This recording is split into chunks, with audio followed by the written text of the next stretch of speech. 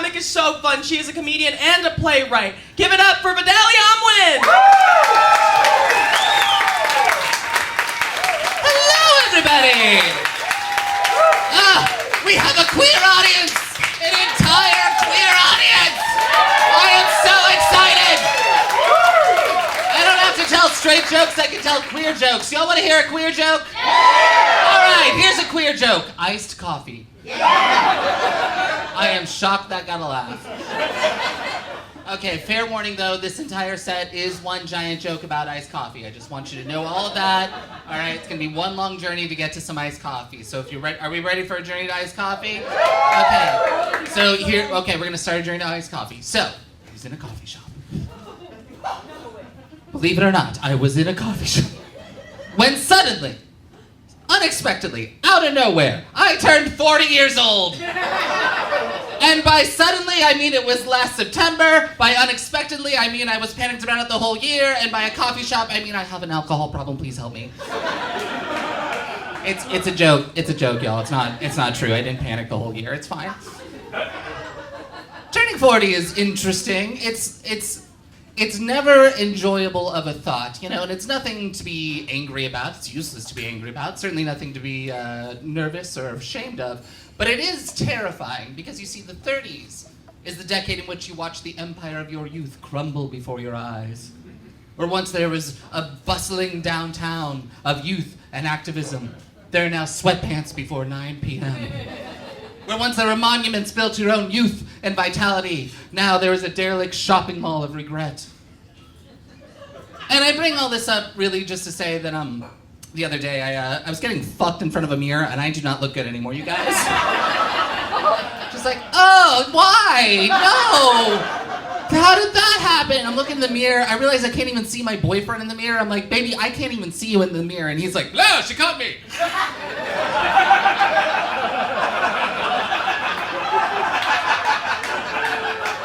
And he starts chasing me, and I run outside, he bursts into flames, it's a whole thing.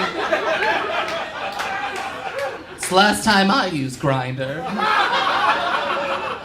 How many people here have had to use Grindr, out of curiosity? We've got, I was expecting the fancy orgy table to be using Grindr. I'm so sorry, the bourgeois orgy. I am so sorry that occurred to me earlier and I just had to get it out, I'm so sorry.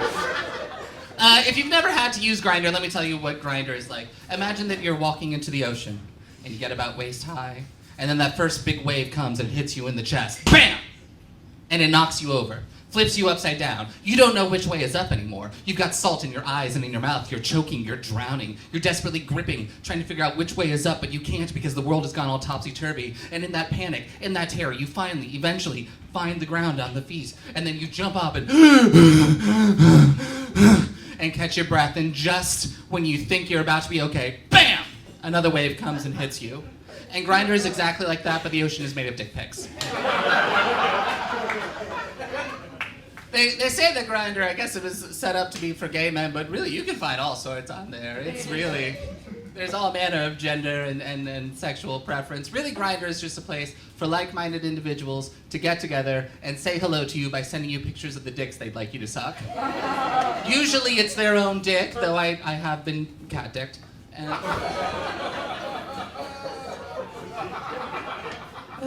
You ever get a straight person off Grindr? It's wild. I love that this is a queer audience. I just want to say that again. Normally I have to tweak all of this to the straights a little. I like to alienate them. I like to come up and just like, you know, talk about my sex life as if it's the same for them. You know how like they do with us. It's really fun. I'll just come up. I'll just be like, hey ladies, don't you just hate it when all that estrogen you're taking keeps you from getting hard?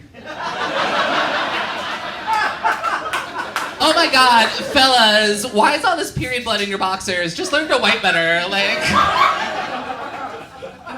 Oh my god, ladies, isn't it weird how, like, when you're getting ready with your man, right, you're laying on the edge of the bed, and you've got your fingers in your asshole, and you're doing kind of a scissor kick motion because you're trying to expand the sphincter, because this is the only entry hole that you've got, and you've got to get it ready for entry. And then over here, your man is stripping on his cloaca adapter. You all know what a cloaca is, right? It's that organ that birds have that they both shit and piss out of at the same time. And since it's going from something more or less a pee hole to something that's a poo hole, that means it's kind of cloaca adapter. And as he's strapping that on, do you ever, in that moment, ladies, find it weird that you think to yourself, you know, I feel kind of like a whore, but also kind of like a princess? I promise this is a joke about iced coffee, I swear. So that man, boyfriend, vampire thing I mentioned earlier actually became my husband recently. Yes! Yes! I have someone else to be responsible for my tax debts. Yes! And they're a scientist. I married a scientist, which is really just a fun way of saying that my spouse is autistic. They are scientists, though. They worked in neuroscience labs, worked in pediatric medical research, something with rats and taste buds. I've tried to ask them to explain what this thing is. They've been a published author about it, and I don't understand any of it. So I basically just sit there going, you talk good, put yourself in my mouth. But the thing they really love, they fucking love birds. They fucking love birds. They go ape shit about birds, or should I say, bird shit about birds. And we had our honeymoon recently. We went to San Diego, and I found a bird sanctuary that we could go to. And it's a bird sanctuary that specializes in owls, and they fucking love owls. They go owl shit about owls. And I was like, baby, do you want to go to the bird sanctuary and see the owls? I want to see the owls. Do you want to go see the owls? Yeah, I want to see. Okay, we are going to go, and we are going to see the owls. Oh, I can't wait to see the owls. So we go to a Hooters.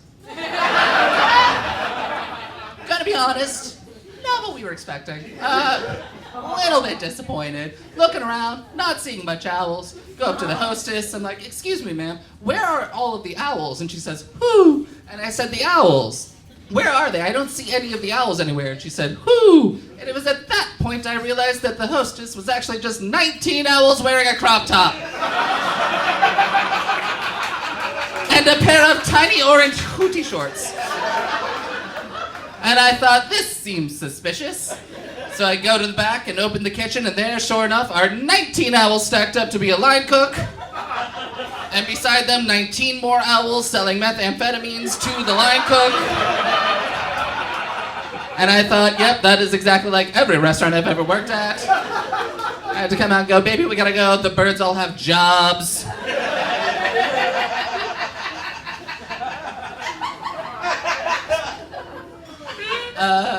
So my spouse is pansexual, and I identify as bisexual. I choose to identify as bisexual because I got tired of people trying to set me up on dates with their cookware.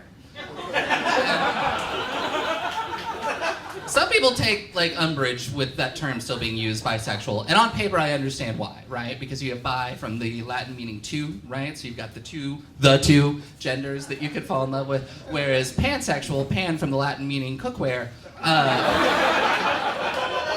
recognizes that there's more than just the two, because there are, as we all know, more than just the two. It's true. It is a fact that is agreed upon by everyone that isn't a stupid fucking butt baby! It's the first time that I ever got an applause. I'm so excited. But yeah, so they identify as pan, and I don't. And that's good for them. They do have a lot more identifiers than I do. Again, not to knock. I just find it a little difficult sometimes to keep track of all of the identifiers. It got so bad I had to start writing them down, and I'm going to read you the list now because it is extensive and sweaty, apparently. It's been in here all day. Okay, they are neurodivergent, transmasc, non-binary, pansexual, half-calf, oat milk, lavender, iced latte, with a cold foam of anxiety, and a drizzle of OCD.